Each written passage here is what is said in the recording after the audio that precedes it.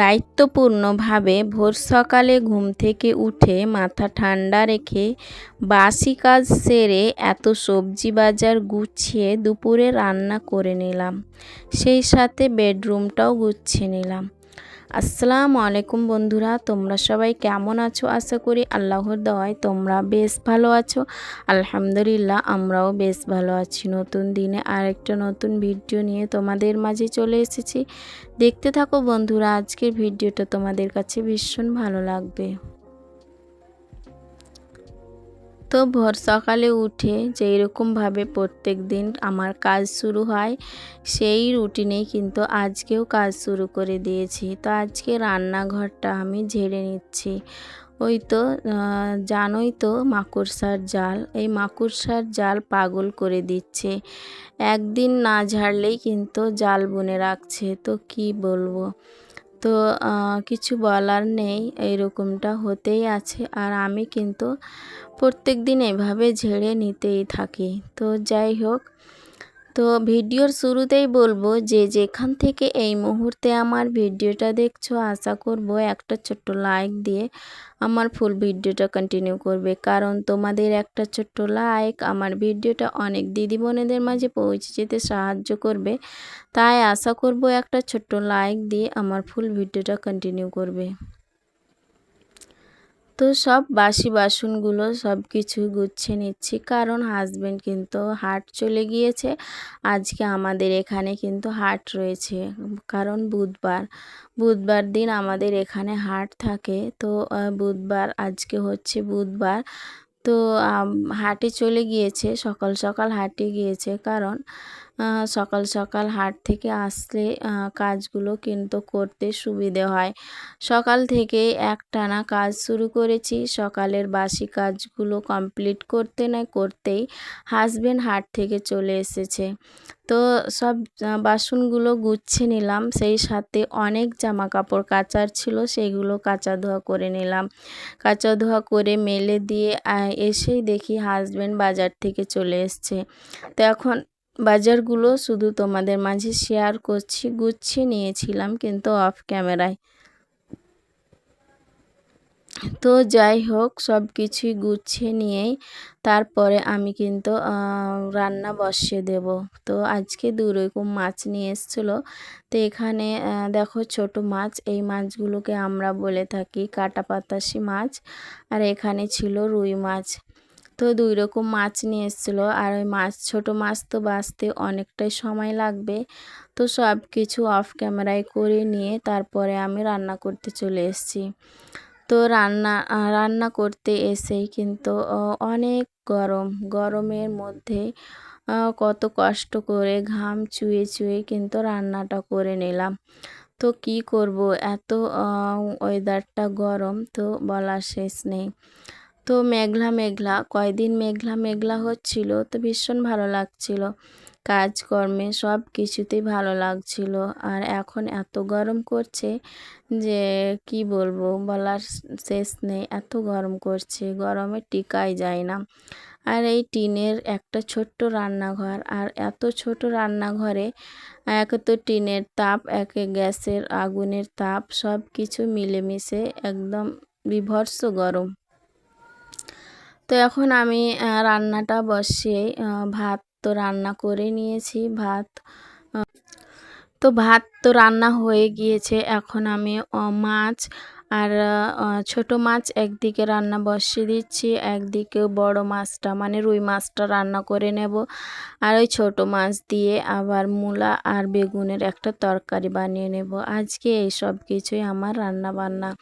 তো রান্নাবান্নাটা করতে করতে আমি ধনেপাতাটা বেছে নিচ্ছি, কারণ ধনেপাতা কুচিগুলো মাছের মধ্যে দিয়ে দেব।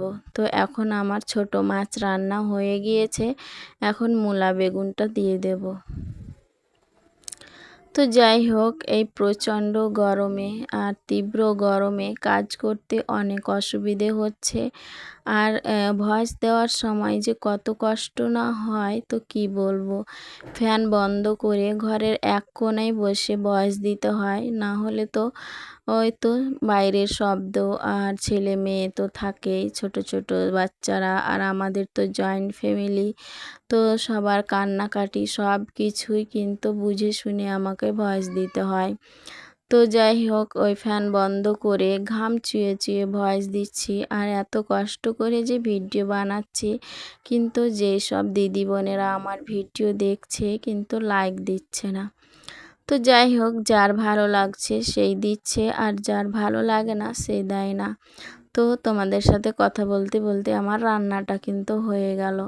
তো রান্নায় এই সব কিছু আজকে রান্না বান্না করেছি সেটাই দেখিয়ে দিলাম।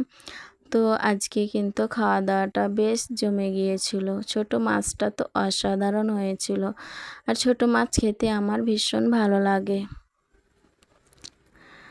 তো রান্না বান্নার শেষে আমি রান্নাঘরটা ঝাড়ঝাঁটা দিয়ে নেব, তারপরে গোসল করে খাওয়া দাওয়াটা করে নেব, তারপরে কিন্তু আমি আমার বেডরুমটাও গুছিয়ে নেব।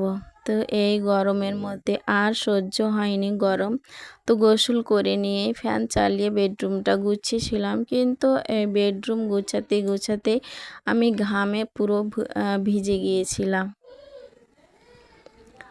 তো যাই হোক, যে সমস্ত দিদি বোনেরা আমার চ্যানেলের মধ্যে নতুন এসেছো, আমার ভিডিও প্রথমবার দেখছো, আমার ভিডিও দেখতে যদি তোমাদের একটু হলো ভালো লেগে যায়, তাহলে আমার চ্যানেলটাকে সাবস্ক্রাইব করে বেল আইকনটা প্রেস করে দিতে পারো। এতে করে যেটা হবে, আমার ভিডিও ছাড়া মাত্রই তোমাদের কাছে নোটিফিকেশন সবার আগে পৌঁছে যাবে, তখন তোমরা সময় সুযোগ করে দেখে নিতে পারবে। আর যারা অলরেডি এই কাজটি করে দিয়েছো তাদেরকে অসংখ্য ধন্যবাদ। তো যাই হোক, আজকে অনেক কাপড় চোপড় ছিল, তার সাথে বিছানার সব কিছু উঠিয়ে কালকে কাচা ধোয়া করেছিলাম, তো আর পাতানো হয়নি। তো আজকে পেতে দেব, সব কিছু উঠিয়েছিলাম, কাচা ধোয়া করে শুকিয়ে গিয়েছিল, কিন্তু তবু পাতিনি, কারণ ভীষণ গরম লাগছে।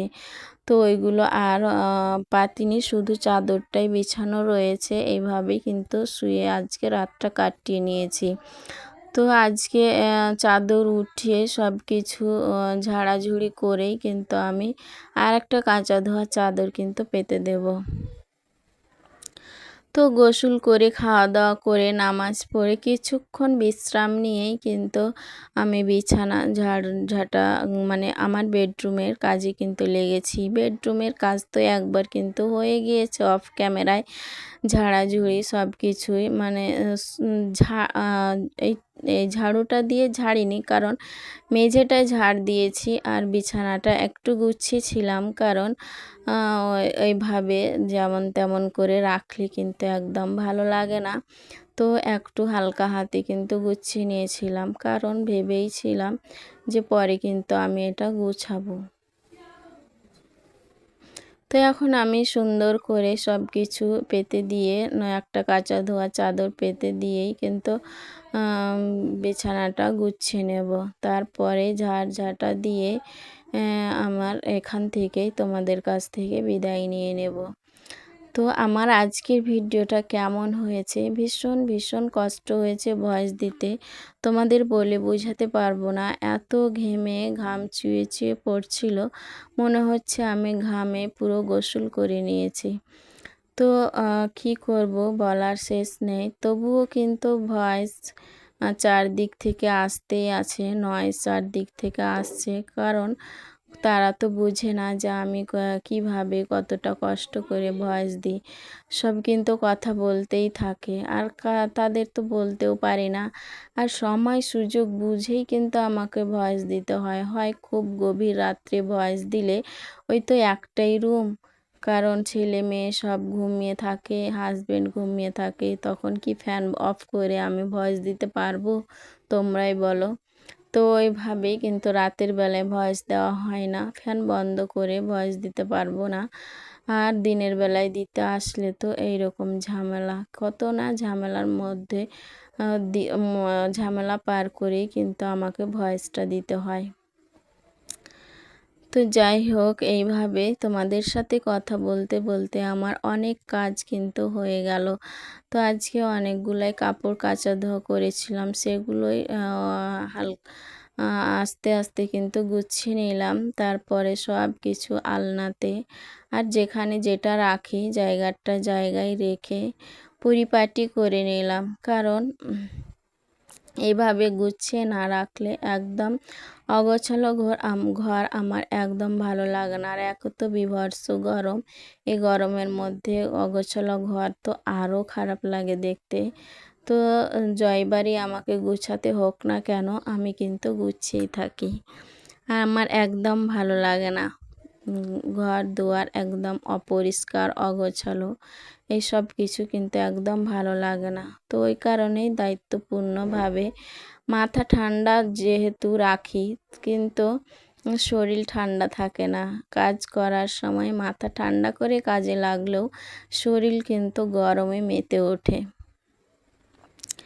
তো যাই হোক, দায়িত্বপূর্ণভাবে আর একজন গৃহিণী, প্রপার গৃহিণী মানে পারফেক্ট গৃহিণী হয়েই কিন্তু এইভাবে নিজের সংসারের কাজগুলো নিজে হাতে করে নিতে হয়। আর করতে কিন্তু আমি ভীষণ ভালোবাসি।